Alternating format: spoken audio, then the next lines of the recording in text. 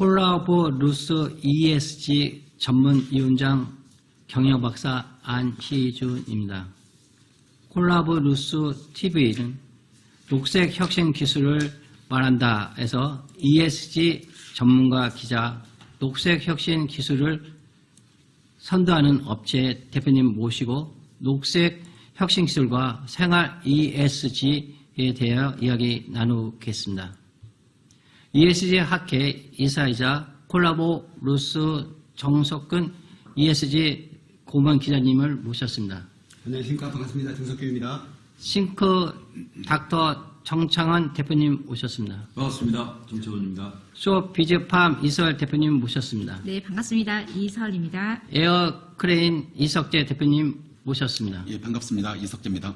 방송을 보시다가 궁금하신 내용을 실시간 채팅창에 통해 질문 주십시오. 콜라보루스 TV 첫 방송인데 ESG 경영은 몇 년 전부터 뜨거운 이슈입니다. 먼저 ESG 경영이 무엇이고 왜 중요한지 간단히 살펴보고 다음으로 기업들이 ESG 경영을 어떻게 도입하고 시행하고 있는지 말씀을 나눠볼까 합니다. 아울러 디지털 뉴딜은 모든 사업에서 디지털 전환을 추진하는 것이며 디지털 전환 실천은 국가 경영을 높이는 경영 활동으로 주목받고 있습니다. 정석근 기자님이 ESG 트렌드와 녹색 혁신 기술에 대해 전반적으로 설명을 해 주시겠습니다. 안녕하십니까. 온실가스 때문에 지구의 온도가 올라가고 그로 인해서 기후위기가 심각하다는 것은 아마 모르는 분은 없을 것입니다. 지금처럼 온실가스를 배출한다면 지구 생태계는 파괴되고 이번 세기가 끝나기 전에 지구는 인간이 더 이상 살 수 없는 땅이 될 것으로 보고 있습니다. 오늘 이 자리가 탄소 중립과 ESG를 실천하기 위한 작은 하나의 기회가 될 수 있기를 바랍니다. 감사합니다. 말씀을 잘 들었습니다. ESG 경영에 실행하려면 사회의 시스템 전체가 저탄소 사회로 바꿔야 한다는 것을 기억해야 할 것 같습니다. 오늘은 중소기업 대표님 세 분을 말씀을 듣고 토론할까 합니다.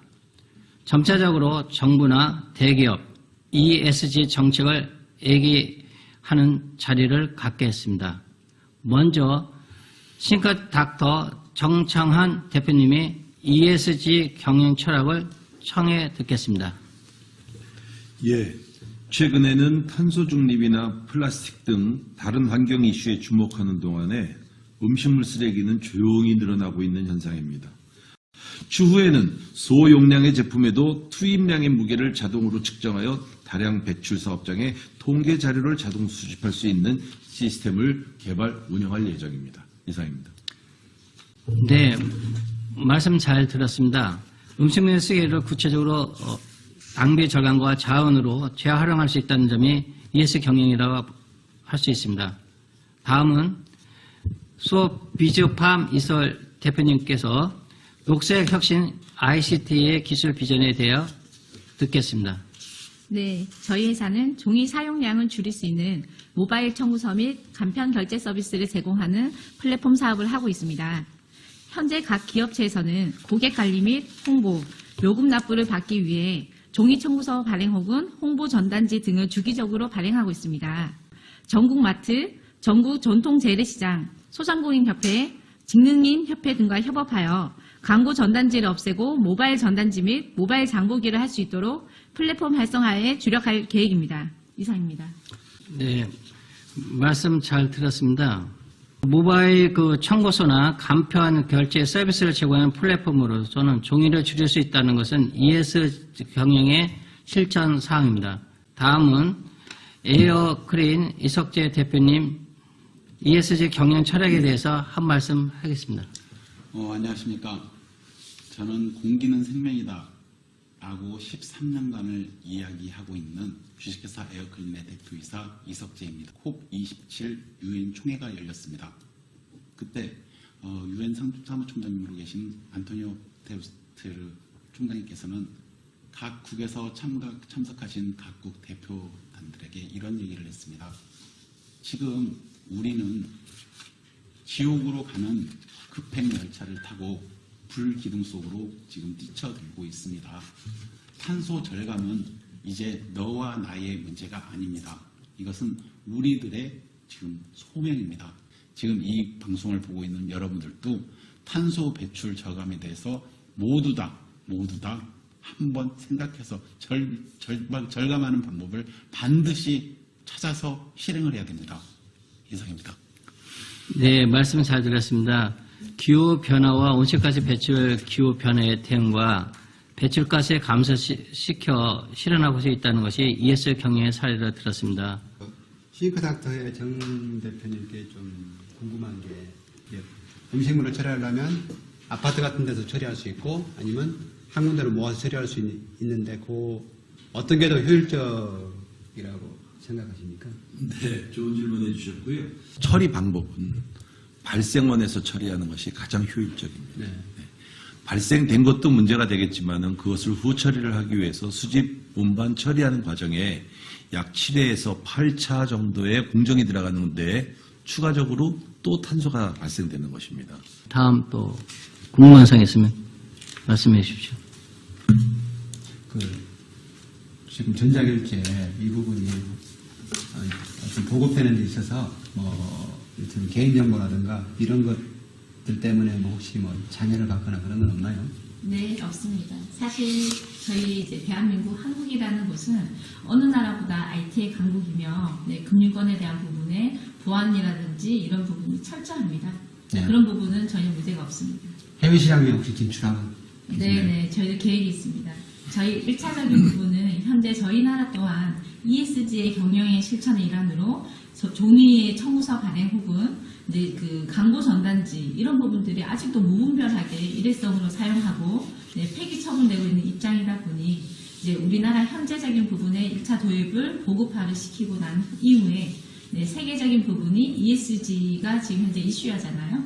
네, 저희가 그 다음은 이제 다른 나라로 진출 예정이 있습니다.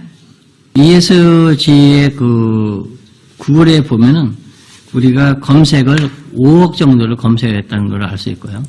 또 이거와 연관되는 디지털 전환에서도 검색을 해보면 6억, 8억 정도의 검색이 있다는 것은 그만큼 전 세계도의 관심이 있다는 걸 알 수 있습니다.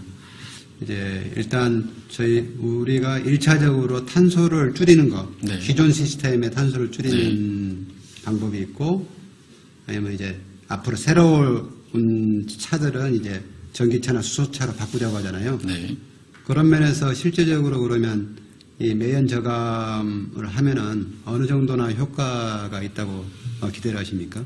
지금 현재 대한민국 차량 등록소에 등록된 차량이 2,700만 대입니다. 그런데 그 중에 70만 대가 현재 전기차입니다. 나머지는 지금 화석 연료를 운영하고 있는 차량이에요. 그런데 대한민국 정부에서 과거부터 지금까지 DPF라는 장치를 지원을 해줍니다. DPF라는 것은 아까 설명드렸듯이 매연 저감 장치입니다. 이걸 정유차에 의무적으로 지금 달게 해주는데 거기에 대한 비용이 예를 들면 작은 차는 몇십만 원, 그런데 큰 차는 몇백만 원 비용이 들어갑니다. 그걸 운전자가 부담을 할 수가 없어요. 그런데 국가가 90%를 지원을 해줍니다. 그런데 그 금액을 지원을 해줌에도 불구하고 그 운전자들은 고마워하지 않습니다. 왜 그러냐면 그 매연 저감치를 달면 특히 화물차들, 그러니까 운송으로 밥을 먹고 살고 계신 분들은 화물차가 힘이 좋고 그 사람들은 기름값이 곧 자기들 돈벌입니다. 그런데 DPF 장치를 달면 기름값을 더 먹어요. 그 차 힘도 딸려져요. 이게 그러니까 이걸 어떻게 풀어야 될지 이것은 다 같이 고민을 해볼 문제입니다. 드디어 저희가 베트남에 진출을 합니다. 축하드립니다. 축하드립니다. 달러 공장. 이건 애국하는 길입니다. 네. 친환경 제품으로 성공한 사례들이 좀 있습니까? 여기 세 분 만들 겁니다. 저희 업종 같은 경우는 저희 기술이 좋아졌다기보다도 국가의 위상이 이만큼 좋아졌구나라는 걸 느끼는 제가 이 업에 종사한 지는 이제 16년 차 됩니다. 네네. 과거에는 보지 못했었던 상황들인데 현재는 동남아를 과거에는 이제 미주나 아니면 유럽에서 만들 수출권에 대한 상담들이 오고 갔었는데 지금은 생활이 윤택해진 것인지 동남아에서 많이 옵니다. 저기 시청자 질문인데요. 좀 일부는 답을 하신 것 같은데 종이를 줄이려면 어떤 업종들이 먼저 실천을 해야 하나요? 라고 질문하셨습니다. 저희 질문이네요. 네. 네네네. 우선은 저희가 이제 ESG 경영의 실천 일환으로 저희는 종이 발행량을 없애고 모바일화를 시키자라는 부분이 저희 회사의 아이덴티티인데요. 이 부분에서 사실 가장 중요한 부분이 기업의 최고 경영자들의 마인드십인 것 같아요. 종이를 사실상 줄이는 거는 어느 업체나 다 필요한 부분들인데 기업체 대표님들의 적극적인 부분의 마인드에 따라서 ESG의 경영을 빠르게끔 변화를 시키느냐의 부분인데요. 그중에서 많은 업종들이 있겠지만 우선적으로 요금 청구서를 현재 발행하고 있는 업체, 그리고 청구서 제작, 어떤 공지사항을 종이로 발행하는 업체, 또한 광고 전단지 발행, 예를 들어서 전국 마트들 많죠. 거기 가면 매주 발행하는 게 그 전단지입니다. 네. 그리고 저희가 어디 행사장 오픈하면 항상 전단지를 발행하고 제작하는데 그런 부분들이 모두 일회성으로 발행을 하고 이제 폐기된다는 점들이 가장 안타까운 부분들입니다. 어떻게 좋은 의견 없을까요? 좋은 방법이? 이사람 대표한테 물어볼게요. 뭐든지 잘하는 것은 전문가한테 물어보면 답입니다. 아닙니다. 우선 사실 나 하나쯤은 어떠냐 하는 생각이 바뀌었으면 좋겠습니다. 네네. 그런 부분에 변화의 도입을 먼저 조금 귀찮으시더라도 하셔야 될 필요성이 있을 것 같습니다. 소비자들은 사실 조금 더 늦게 따라가지만 기업들이 먼저 바뀌어주면 소비자들은 알아서 따라올 수 있다라고 저희는 생각합니다. 정창훈 대표님, 네. 앞전에 우리가 요소수 때문에 대혼란이 있었지 않습니까? 만약에 요소수 문제와 DPF를 해결할 수 있다면 그게 좋은 기술입니까?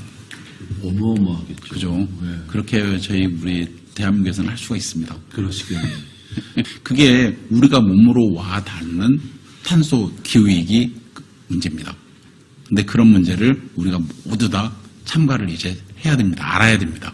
네 분의 말씀을 잘 들었습니다. 모든 것이 이제 최고 경영자의 의지가 ESG 경영 성패를 좌우해도 과연이 아닙니다. 최고 경영의 다양한 이해관계자와 고려해야 핵심 제품과 연계하는 ESG 경영의 비전을 제시해야 합니다. ESG 목표는 성과 관리가 가능토록 경제적, 사회적, 환경적 측면을 고려하여 KPI 성과 지표로 제시해야 합니다. 따라서 모든 것이 국민과 함께 생활할 수 있는 ESG 경영이 이루어져야 된다고 볼 수 있습니다.